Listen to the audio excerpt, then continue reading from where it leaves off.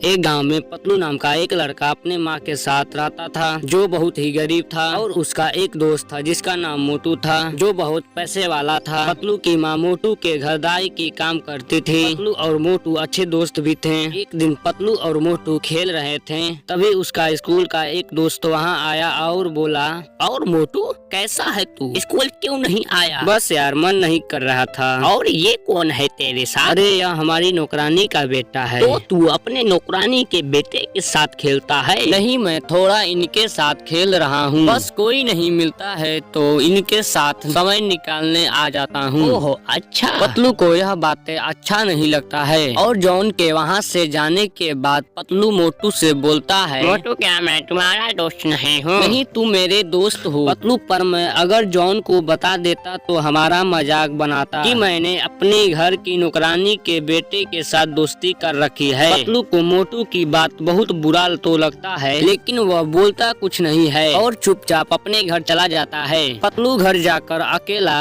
अपने घर की खिड़की के बैठ जाता है। यह देखकर उसकी माँ उसके पास आती है और उससे पूछती है, क्या हुआ पतलू बेटा, तुम इतनी उदास क्यों हो? कुछ नहीं माँ। कुछ तो बात है, बताओ मुझे। माँ, जब मोटू के स्कूल का दोस्त आया था, उससे मोटू ने हमको दोस्त बताने से मना कर दिया और कहा यह हमारी नौकरानी का बेटा है। जब कोई दोस्त नहीं रहता है तो इसके साथ खेलने आ जाता हूँ। क्यों माँ, मोटू ने हमें दोस्त बताने से मना क्यों कर दिया? बेटा कुछ नहीं होता, तुम इन सब बातों पर ध्यान मत दो, तुम बस अपनी पढ़ाई लिखाई पर ध्यान दो। जब तुम एक दिन बड़े आदमी बन जाओगे तो खुद ही सब तुमसे दोस्ती करेंगे। ठीक है माँ। दूसरे दिन पतलू स्कूल जाता है। रास्ते में मोटू, जॉन और दूसरे लड़के खड़े होते हैं। पतलू को स्कूल जाते देख जॉन मोटू से कहता है, मोटू यह तो पतलू है ना? हाँ, क्यों? देखो तो कैसे स्कूल जा रहा है, ना उसके पास अच्छे कपड़े हैं ना अच्छा बैग है। तुम इससे कपड़े नहीं देते हो क्या?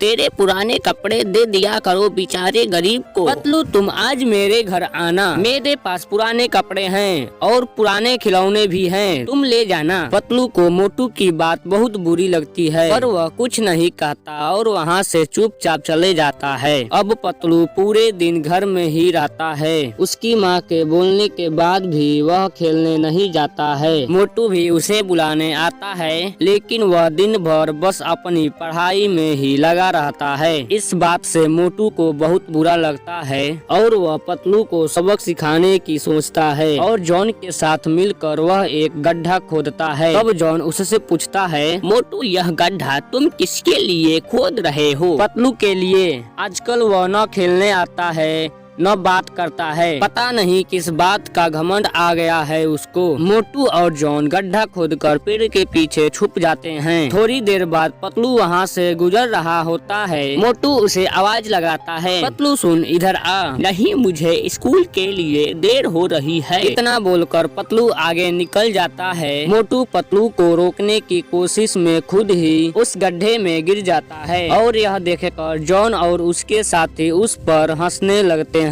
तभी पतलू को उनके हंसने की आवाज आती है और पतलू दौड़कर वहां आता है। वह देखता है कि मोटू के सारे दोस्त उसका मजाक उड़ा रहे थे। मोटू चिल्ला रहा था, मुझे कोई बाहर निकालो गड्ढे से, लेकिन मोटू की मदद कोई नहीं कर रहा था। सभी उसका मजाक उड़ा रहे थे। इतने में पतलू एक रस्सी ढूंढ कर लाता है और गड्ढे में फेंकते हुए कहता है, मोटू रस्सी पकड़ो और जल्द ऊपर आ जाओ। मोटू रस्सी पकड़कर ऊपर आता है और पतलू को गले लगाकर बोलता है, पतलू मुझे माफ कर दो, यह गड्ढा मैंने तुम्हें गिराने के लिए ही बनाया था, क्योंकि तुम मुझसे बात नहीं कर रहे थे और ना ही मेरे साथ खेलने आते थे।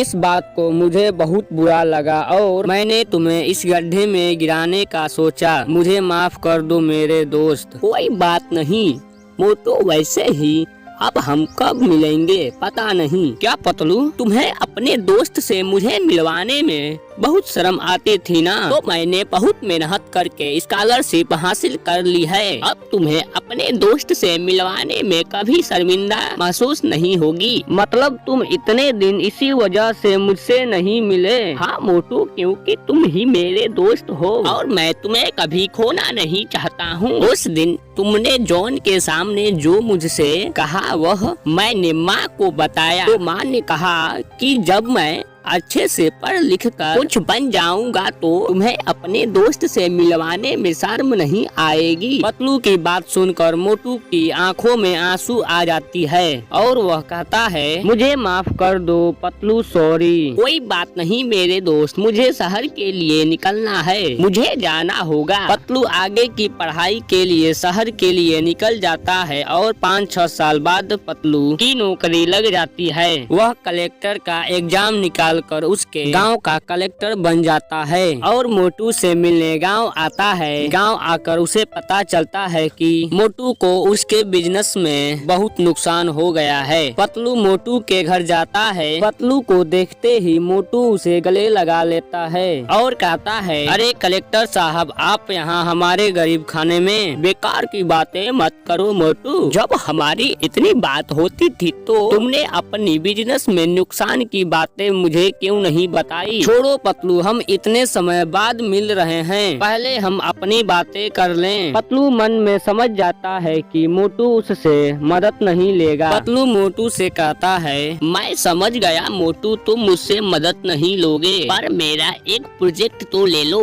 मेरा एक दोस्त है, वह तुम्हारे साथ काम करना चाहता है, तुम्हारा बिजनेस में इन्वेस्ट करना चाहता है। कौन है वो? यही शिवा जो तुम्हारे सामने खड़ा है। मदद नहीं पार्टिसिपेट कर रहा हूँ। मोटू पतलू को गले लगाकर कहता है, पार्टिसिपेट डन। पतलू और मोटू बातें कर रहे होते हैं, तभी जॉन आता है और कहता है, यह कौन है मोटू? यह हमारा बचपन का दोस्त पतलू है, अब कलेक्टर है और हमारा बिजनेस पार्टनर भी। फिर मोटू पतलू और जॉन मिलकर खूब सारी बचपन की बातें करते हैं और खूब हंसते हैं। कहानी से मिली सीख, दोस्त कभी अमीर गरीब नहीं होता, उसका प्रेम कैसा है यह मायने रखता है।